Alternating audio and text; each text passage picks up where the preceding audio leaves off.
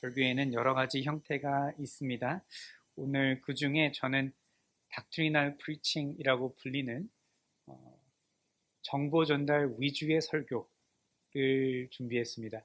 그래서 여러분께서 이미 잘 알고 계신 내용이지만 여러분께서 머리와 마음으로 오늘 말씀을 받으신다면 오늘 이 밤에 우리 예수님께서 여러분을 새롭게 해주시기를, 그리고 그렇게 하실 거라 믿습니다.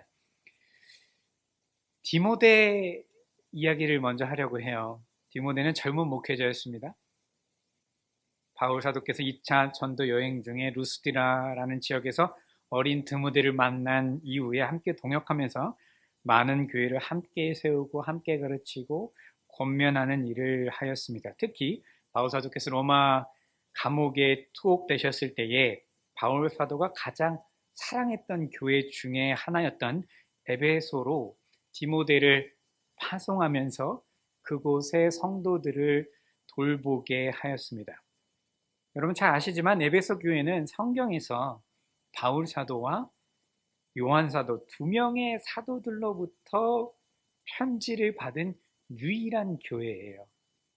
특히 사도 요한은 바울의 순교 이후에, 디모데 이후에 직접 에베소를 방문해서 목회를 했을 정도로 에베소 교회는 신약 성경에 있어서 그 차지하는 위치가 정말 독특합니다. 그럴 만도 한 것이 디모데 전서를 읽어보시는 분들은 잘 아시겠지만 바울 사도께서 이 에베소 교회를 얼마나 각별하게 아끼시는지를 구구절절하게 설명하시잖아요. 그렇기 때문에 디모데에게 이런 목회해라, 저런 목회해라, 이런 이야기도 하는 것 아니겠습니까? 그런데 에베소 교인들을 섬기는 일을 감당했던 디모데를 가만히 살펴보면 디모데 전후서에 묘사되어 있는 디모데가 사역이, 목회가 그다지 쉽지 않았던 것만은 확실해 보여요. 무언가 굉장히 무거워 보이는 인상을 받습니다. 저희 목회자들 사이에서 농담처럼 하는 이야기가 있거든요. 설교가 탁월했던 목회자가 사역했던 교회에 후임으로 가지 마라. 이런 저희끼리의 업계 종사자들끼리 하는 얘기가 있어요. 이게 무슨 얘기냐면요. 바울 사도께서 이 에베소 교회를 어떻게 키우셨냐면 유일하게 사도행전을 보면 2년간 두란노 서원이라는 곳에서 밤낮으로, 정확하게는 낮과 밤으로 바울 사도께서 말씀으로 사역했던 교회가 에베소 교회예요.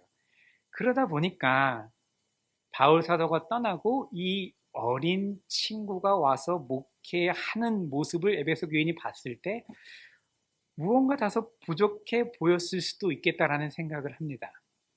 그렇기 때문에 바울 사도께서 디모데에게 뭐라고 말씀하시죠? 너의 어린 나이를 업신여기지 말게 하라, 이런 표현도 쓰시잖아요. 이게 무슨 얘기냐면 바울 사도께서 워낙 탁월하게 에베소 교회에서 사역하셨는데 디모데뿐만 아니고 누가나 아니면 신라, 누가 와서 사역을 했어도 아마 이 비슷한 경험을 하지 않았을까라는 생각을 해봅니다. 그래서 전임자였던 바울에게 에베소 교인들이 분명히 디모데가 담임 목회자로 있는데 문제가 있으니까 바울 사도에게 편지를 써서 디모데가 아닌 바울에게 에베소의 문제를 전달하는 장면들이 나오거든요. 전임 목사님이 조금 더 아마 그 마음속에 있었던 것으로 보입니다. 이런 모든 상황들 속에서 아마 어린 디모데가 받았을 압박감이나 스트레스는 작지 않았을 것입니다. 그런 디모데에게 바울 사도께서 하신 권면이 있어요. 그게 뭐냐면요. 예수님을 의지해라입니다. 디모데후서 1장 12절을 제가 읽어볼게요.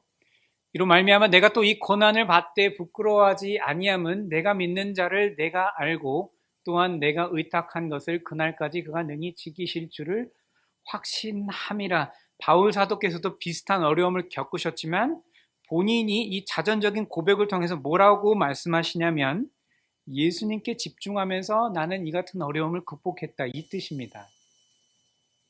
나도 사역해봐서 알아. 굉장히 어려웠어. 죽을 뻔했어.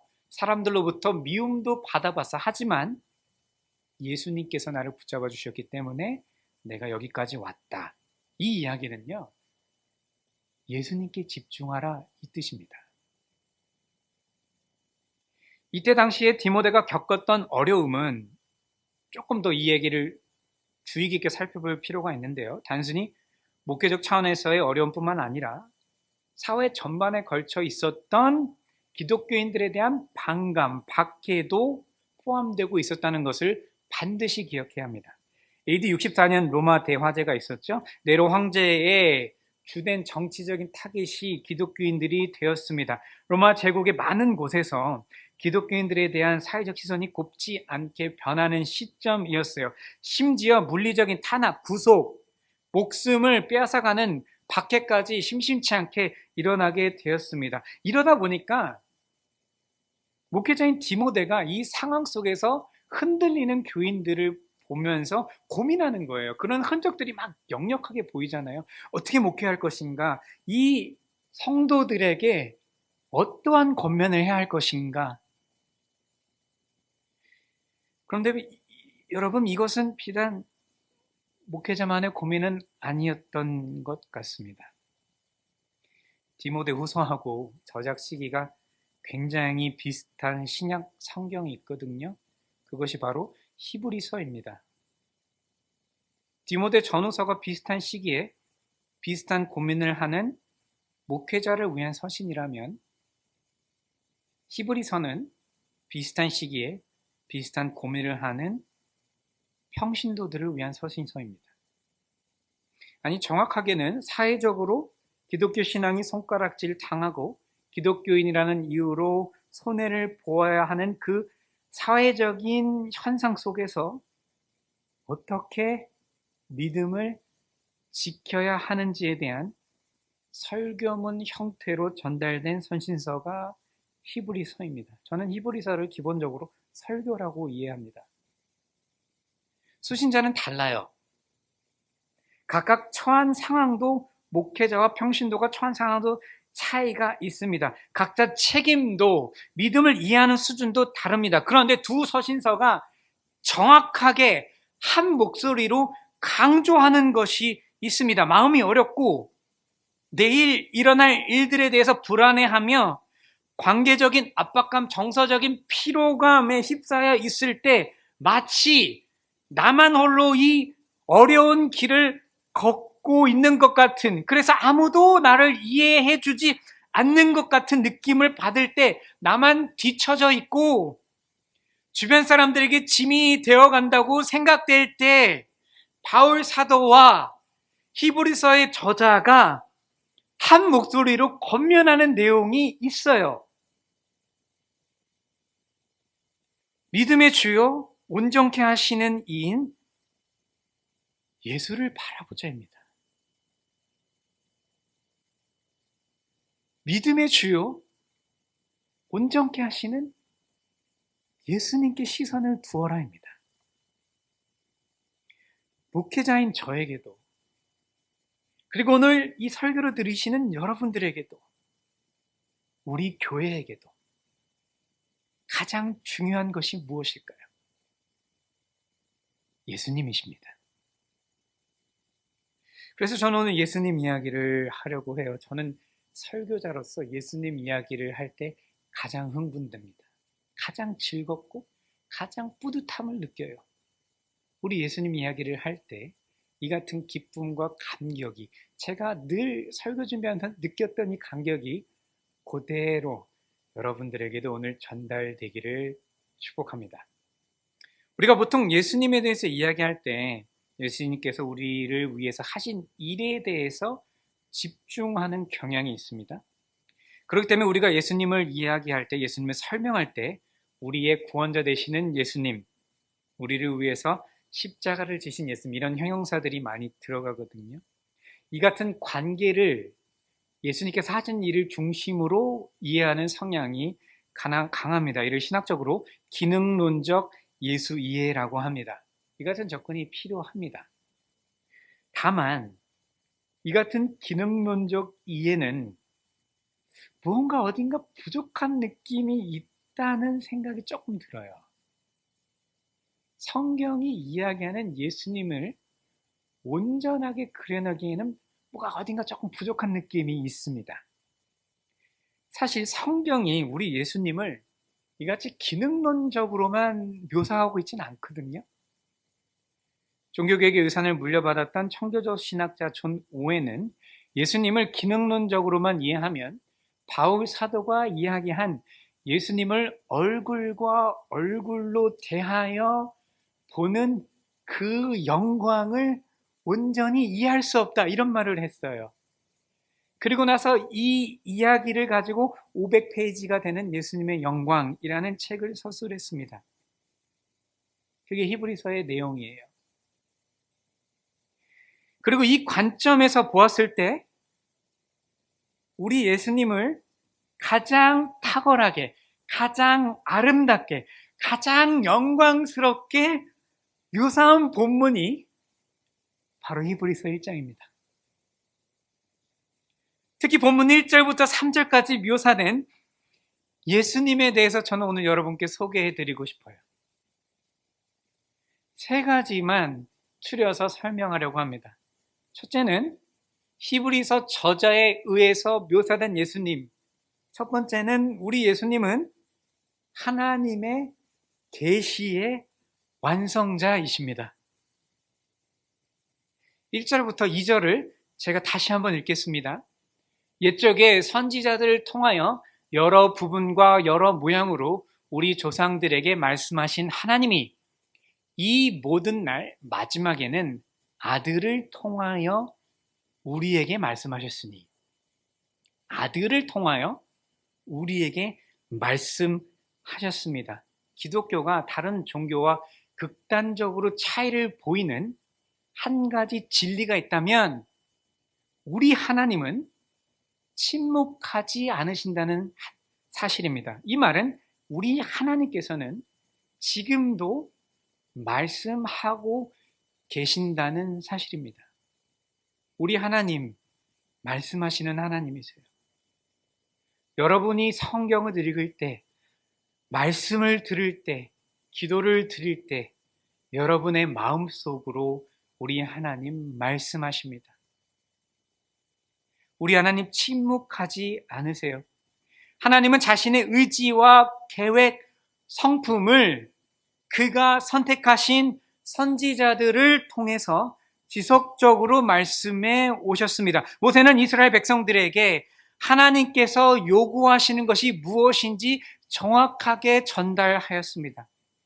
십계명을 통해서 하나님의 성품을 이야기했습니다. 그러나 그것은 모세의 이야기가 아니에요. 하나님의 말씀이었습니다. 하나님께서 모세를 통해서 말씀하신 겁니다. 다윗은 하프를 치면서 하나님에 관한 노래를 불렀습니다. 그러나 그것은 다윗의 시가 아니었어요.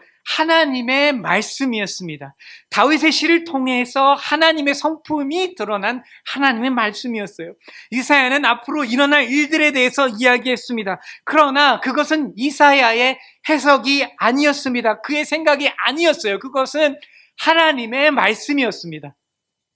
선지자 스가랴도 예언할 때에 하나님의 말씀이 내게 임하시매라고 고백했습니다. 요나도 니느웨로 가기 전에 하나님의 말씀이 내게 임하시매라고 고백했습니다. 세례 요한도 광야에서 하나님의 말씀이 임했다고 기록하고 있습니다. 하박국도 호세아도 에스겔도 전부 하나님의 말씀이 임하였다고 기록하고 있습니다. 그러나 이 모든 선지자들은 앞으로 하나님께서 하나님의 구원을 이루시기 위해서 한 분에 대해서 이야기하고 있었는데 그 한 분이 예수님이세요. 그리고 이 모든 날 마지막에는 예수님께서 친히 하나님에 대해서 증언하신다고 기록하고 있습니다. 예수님은 이 선지자들의 입을 통해서 자신을 계시하신 하나님의 예언의 성취이자 예언의 완성자이십니다. 그리고 더 나아가서 예수님 그분 자신이 바로 말씀이세요. 히브리서의 저자가 이야기합니다. 옛 선지자들과 모세를 통해서 하나님께서는 부분적으로 이야기하셨다. 하나님께서는 한 단면만 보여주셨다. 하나님께서는 전체 중에 일부만 알게 하셨다. 그런데 지금 예수 그리스도 안에서 그분의 완전한 계시를 이야기하신다. 그분의 완벽한 계획을 드러내신다. 그분의 아름다운 사역을 말씀하신다. 이게 예수님의 아름다움입니다. 그리고 이 개념은 히브리서 저자에 의하면 예수님의 우월성과 직접적으로 연관되어 있습니다. 말을 바꿔 설명하면 저와 여러분은 오늘 이 1장 1절과 2절에 드러나 있는 이 예수님을 통해서, 그리고 히브리서 전체를 통해서 하나님께서 예수님을 통해서 드러내시고자 하는 그분의 성품, 즉 그리스도의 우월성을 봐야 돼요. 그리스도의 우월성을 우리가 느껴야 합니다. 천사들은 구원을 이루지 못했지만 히브리서 2장, 우리 예수님은 우리의 구원을 완성하셨기 때문에 천사보다 우월하신 분이십니다. 모세는 약속의 땅으로 마지막까지 백성을 이끌지 못했지만 히브리서 3장, 우리 예수님은 우리를 마지막까지 약속의 땅으로 이끄시는 분이시기 때문에 모세보다 우월하신 분이십니다. 여호수아는 모든 전쟁에서 승리하지 못했지만 히브리서 4장, 우리 예수님은 십자가에서 모든 죄의 사슬을 끊으시고 영원한 승리를 이루신 분이시기 때문에 여호수아보다 우월하신 분이십니다. 멜기세덱은 아브라함만을 위해서 제사를 드렸지만 히브리서 7장, 우리 예수님은 우리 모두를 위해서 단번에 영원한 제사를 드리셨기 때문에 멜기세덱보다 우월하신 분이십니다. 이 아론은 이스라엘 백성의 죄를 위해서만 속죄를 드렸지만 히브리서 8장, 우리 예수님은 자신이 스스로 피 흘리심으로 모두를 위한 희생의 제사를 드리셨기 때문에 아론보다 위대하시고 우월하신 분이세요. 예수님께서 이 땅에서 마지막으로 제자들을 위해서 하신 기도가 뭔지 혹시 아십니까? 요한복음 17장 24절입니다. 아버지여, 내게 주신 나의 영광을 그들로 보게 하시기를 원하옵나이다. 하나님께서 허락하신 영광을 이 예수님의 우월함을 통해서 봐야 돼요. 우리는 예수님을 통해서 하나님의 영광을 경험해야 합니다. 목회자가 할 수 있는 일이 아니에요. 설교자가 할 수 있는 일이 아닙니다. 선지자가 할 수 있는 일이 아니에요. 오직 예수님을 통해서만 가능합니다. 이 예수님의 탁월하신 높고 위대하심 안에 우리 하나님의 영광이 스며들어 있습니다. 여러분, 이 저녁에 이 그리스도의 탁월하신 영광을 맛보시기를 축복합니다.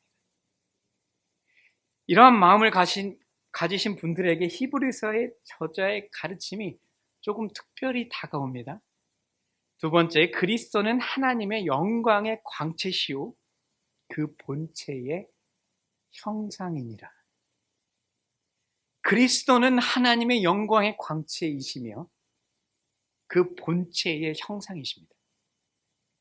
히브리서 저자는 우리가 예수님을 바라볼 때 하나님의 본체, 즉 하나님의 본질을 볼 수 있다고 가르칩니다.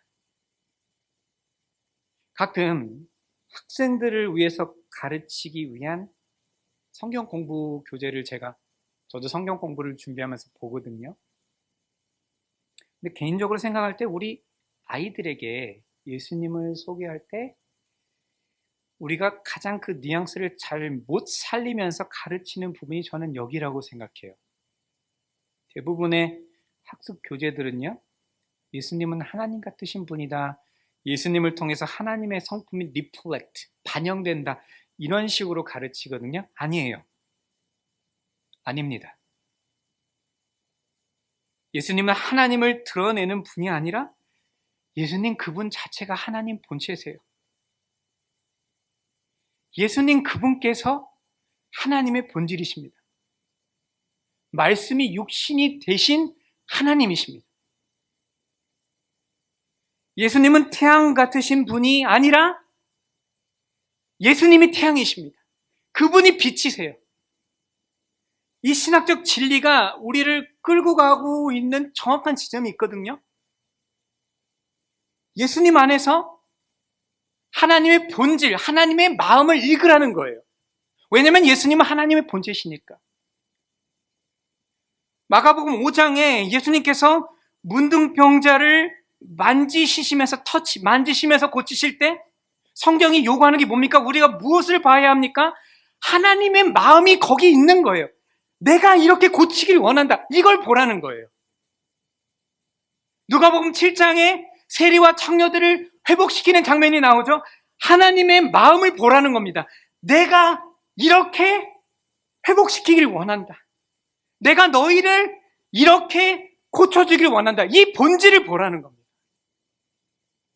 마가복음 9장에 귀신 들린 아이를 고치시고 다시 아버지 품으로 되돌리시는 장면에서 하나님의 본질이 뭡니까? 내가 이렇게 너희 자녀를 너희 품으로 되돌려주겠다. 너희 자녀를 이렇게 회복시켜주겠다. 이 마음을 보라는 거예요. 이게 본질이에요. 누가복음 23장에 예수님께서 십자가에 돌아가시죠? 오른편 강도, 왼편 강도 있잖아요. 그런데 하나님의 본체이신 예수님을 통해서 우리가 볼 수 있는 게 뭡니까? 내가 이렇게 오른편 강도를 용서한 것 같이 너를 용서하겠다. 이게 본질이에요. 이것이 히브리서 저자가 그려내고 있는 하나님의 본체이신 예수님의 모습입니다. 우리 예수님은 하나님의 영광의 강체시고 하나님 자신이십니다. 예수님을 보면 하나님이 보여야 합니다. 예수님의 마음을 읽으면 하나님 아버지의 마음을 읽혀야 돼요. 이 두 가지를 히브리서 저자의 가르침을 그대로 따라서 이해했다면 이제서야 우리는 우리를 위해서 이루신 구원의 기능론적 의미를 이해합니다. 이제서야 예수님께서 하신 일의 의미가 아름답게 보이는 거예요. 이 두 가지를 동의하신다면 이 세 번째 진리도 또한 동의하실 거라 믿습니다. 예수님은 만물을 붙드시는 분이십니다. 3절에 뭐라고 기록되어 있나요? 제가 제일 좋아하는 구절이에요. 이는 하나님의 영광의 광채시요 그 본체의 형상이시라 그의 능력의 말씀으로 만물을 붙드시며, 다시 읽을게요. 그의 능력의 말씀으로 만물을 붙드시며. 구약의 모든 선지자들의 예언의 성취가 예수 그리스도 안에서 이루어졌고 하나님의 영광의 광채시요 그 본체이신 예수님께서 하시는 일이 온 우주를 그 말씀으로 붙잡아 주신다는 사실을 인정하면 우리는 두 가지 사실 또한 인정할 수밖에 없음을 고백해야 합니다. 첫째는 우리가 살고 있는 이 세상을 우리 주님 예수 그리스도께서 붙잡고 계시다는 뜻이에요. 20세기의 가장 위대한 설교자 중에 한 명인 빌리 그레엄 목사님의 설교 중에 무한한 창조주에 관하여 라는 설교가 있습니다. 정말 유명한 설교예요. 제가 참 좋아하는 설교입니다. 짧아요. 무한한 창조주에 관한 설교. 이 설교가 어떻게 탄생되었는지 굉장히 흥미로운 이야기를 가지고 있습니다. 우주과학센터에서 어느 날, 테네시에 위치 지금도 있습니다. 우주과학센터에서 어느 날 빌리 그레엄 목사님을 초대했어요. 아마 센터장이 기독교인이었던 것 같습니다. 그래서 빌리 그레엄 목사님은 우주과학센터에서 여러 가지 자신들이 하는 실험과 전시된 모든 것들을 보여주면서 자신들의 연구에 대한 설명도 함께 곁들여서 빌리 그레엄 목사님께 설명해 주었습니다. 노바, 슈퍼노바 이런 여러 가지 토론하는 그 모습도 빌리 그레엄 목사님께서 직접 보셨다고 해요. 과학자들 간에 첨예하게 대립이 되는 주제, 그 토론에 직접 참여하시기도 했습니다. 재밌는 것은 가장 첨예하게 대립하는 주제가 뭐였냐면 우주가 어떻게 형성되고 어떻게 팽창하는가가 아니었어요. 지구를 포함해서 존재하고 있는 우주가 어떻게 서로 균형을 이루면서 질서 있게 유지되는가에 대해서 뜨겁게 토론했습니다. 후에 만찬을 마치고 빌리 그레이엄 목사님의 설교를 듣는 시간이 되었습니다. 목사님께서는 준비하신 설교 원고를 가지고 올라가지 않으셨어요. 그러더니 갑자기 히브리서 1장 3절 저와 함께 읽으신 본문을 피시더니 다음과 같이 설교하셨습니다. 저는 우주에 관한 이론은 잘 모릅니다. 우주가 어떻게 팽창하고 어느 방향으로 움직이는지 알지 못합니다. 하지만 제가 확실히 알고 있는 한 가지 사실은 우리 예수님께서 만물을, 저와 여러분이 살고 있는 이 세상을 그분의 말씀으로 붙잡고 계신다는 사실입니다. 사랑하는 여러분, 우리 예수님이세요. 저와 여러분이 숨쉴 수 있는 공기를 제공하시고 아침에 햇살을 비추어주시며 때에 따라 비를 내려주시고 곡식이 자라나게 하시며 그 안에 모든 생물들이 번성하고 생육할 수 있게 하시고 지금도 이 세상을 유지하고 통치하고 다스리는 분이 우리 예수님이십니다. 주님께서 그분의 말씀으로 이 모든 질서를 유지하고 계세요. 모든 생명의 호흡을 붙잡고 계십니다. 이 같은 거시적 관점이 마음에 와닿지 않는 분들도 계실 줄 압니다. 저는 히브리서 1장 3절을 지극히 개인적인 관점으로 읽어요. 목회자로서 제가 종종 듣는 질문이 뭐냐면요. 오늘도 전화 와서 이런 비슷한 질문을 했어요. 한 청년이. 목사님, 왜 하나님이 선하신데 총기 사고가 일어날까요? 목사님, 왜 아직도 기근이 있고 가난이 있고 질병으로 사람이 죽어야 합니까? 목사님, 왜 허리케인 때문에 많은 이들이 눈물을 흘려야 합니까? 여러분도 비슷한 질문을 하셨을 거라 생각합니다. 여러분, 저는 잘 모릅니다.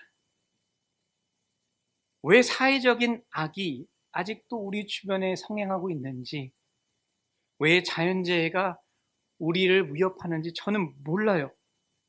하지만 제가 아는 한 가지 변하지 않는 사실이 있습니다. 확실히 이야기할 수 있는 변하지 않는 사실이 있어요. 어둠과 고통과 눈물이 우리 주변에 있을지라도, 자연재해가 우리를 위협할지라도, 기근과 가난과 질병이 우리 주변에 도사릴지라도 우리 예수님께서 저와 여러분을 오늘까지, 이때까지 붙잡아 주셨다는 사실입니다. 이건 변하지 않아요. 앞으로도 변하지 않습니다. 저와 여러분을 우리 예수님께서 그분의 말씀으로 붙잡아 주셨습니다.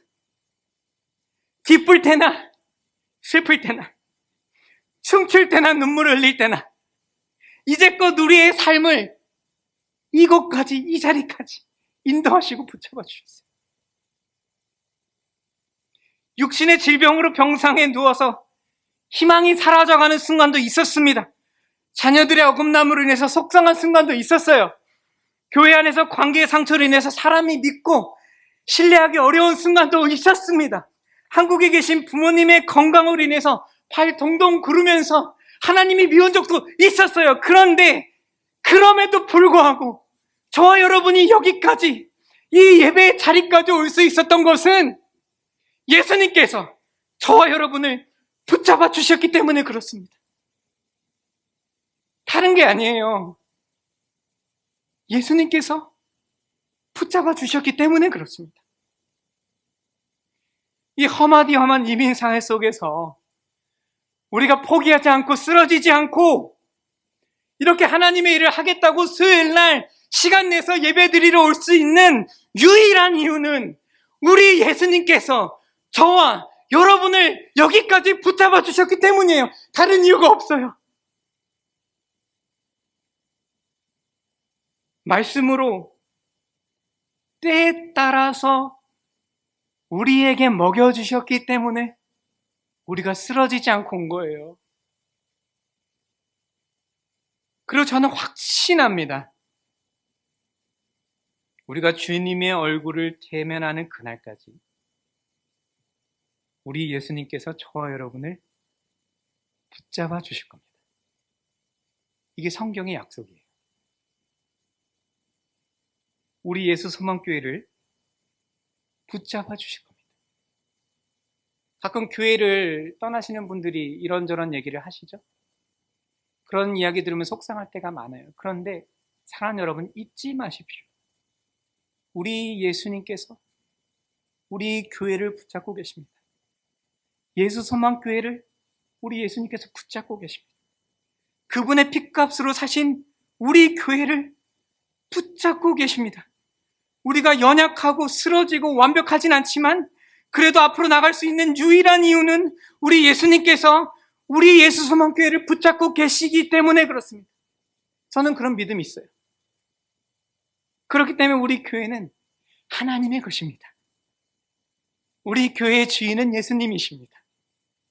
우리 교회는 예수님의 귀한 공동체예요. 사랑하는 여러분, 우리 예수님 같은 분이 없으세요. 우리 이 예수님을 찬양합시다. 우리 이 예수님의 아름다움을 찬양합시다. 모든 이름 위에 뛰어난 그 이름을 오늘 마음 다해 찬양해 봅시다. 예수님께서 여러분의 기도와 찬양과 부르짖음 가운데 우리 예수님께서 영광을 받으실 겁니다. 우리가 예수님을 향해서 마음을 집중하고 우리가 예수님을 향해서 찬양을 올려드릴 때에 그 예수님을 통해서 우리 하나님께서 이 자리에서 영광을 받으실 겁니다. 오늘 우리가 예수님을 향해서 이런 마음을 표현한다면 기도 중에 찬양 중에 제 기도 제목이에요. 여러분 마음속에 예수님의 은혜가 여러분을 새롭게 하시기를 축복합니다. 수요일날 저녁 어려운 시간인 거 제가 잘 압니다. 피곤한 시간인 거 잘 알아요. 그럼에도 불구하고 여러분께서 이 자리에 앉아서 하나님의 은혜를 구할 때 우리 예수님께서 여러분의 지친 어깨를 새롭게 하시고 여러분의 연약한 무릎을 다시 세워주실 줄로 믿습니다. 우리 그렇게 합시다. 우리 예수님을 바라봅시다. 믿음의 주여 온전케 하시니 예수님을 바라봅시다. 기도하겠습니다.